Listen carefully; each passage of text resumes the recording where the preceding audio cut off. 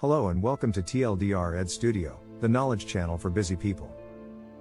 We saw quite a few asking about quantitative easing or QE money, so let us share what is QE money and its impact it has on us.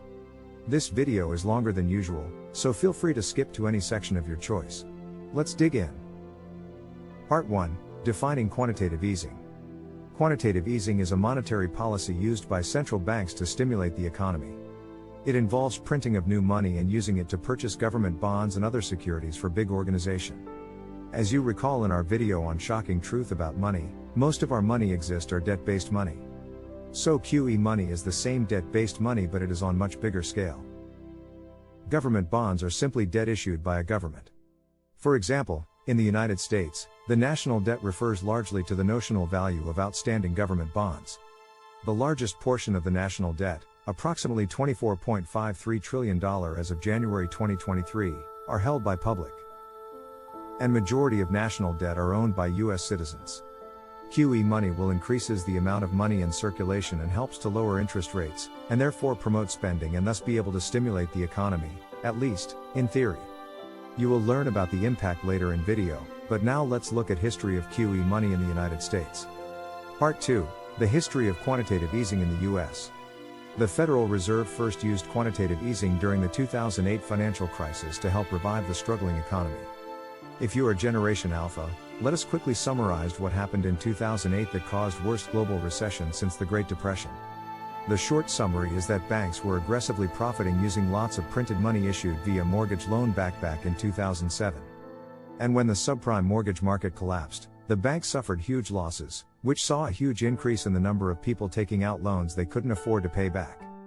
Banks were left holding large amounts of bad debt, putting the entire financial system at risk. In response to the crisis, the US government stepped in with a massive bailout package with quantitative easing money, which means more money printing. While it is aimed at stabilizing the financial sector and stabilize the banks, but it also had a major impact on the economy and the lives of millions of people. It is funny to see how the problem was created by money printing, and yet, the solution to it is to print even more money.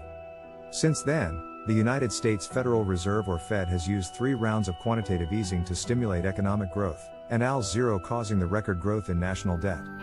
And this impact was felt right up till today. Part 3, Impact on the Economy.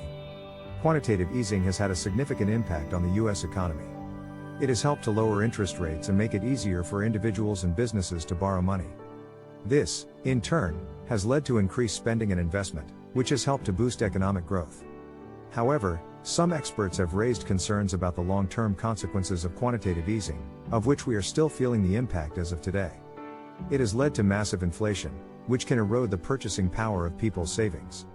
Learn more about inflation in our video in the description if you are interested. QE also lead to artificially high prices for stocks, real estates, and other assets, and this potentially leading to asset price bubbles that could eventually burst. On the side note, the QE money also gave birth to Bitcoin, of which steer the cryptocurrency market growth significantly in the past decade. We shall leave the story of the creation of Bitcoin and financial alternatives for another day, so now let's look at the impact on people's lives. Part 4, Impact on people's lives.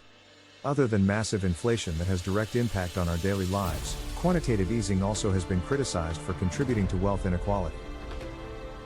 Example, QE has led to lower interest rates, which can lead to increased demand for assets such as stocks, bonds, and real estate.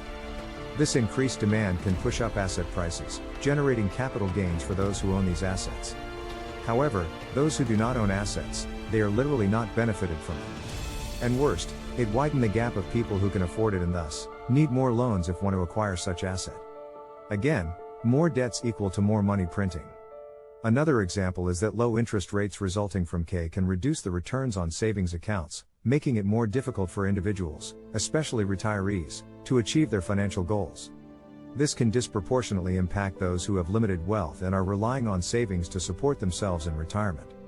As you can see, QE money has contributing to wealth inequality due to the way that the benefits of the policy have been distributed.